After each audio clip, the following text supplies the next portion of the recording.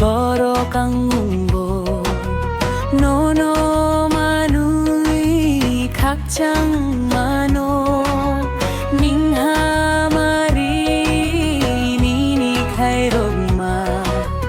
nungani thani rui tonggo Kristo ani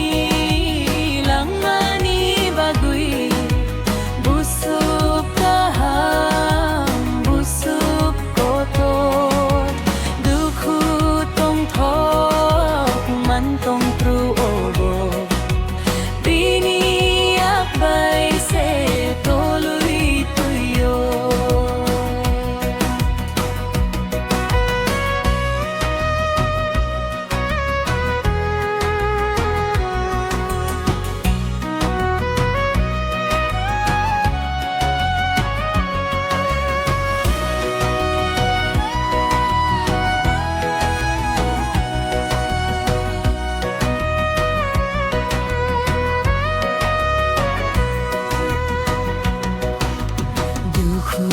tekto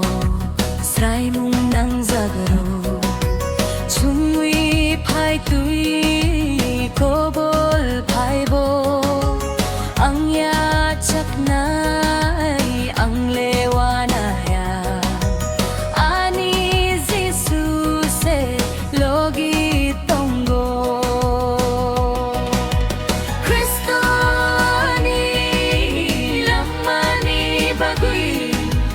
busuk kaham busuk kotor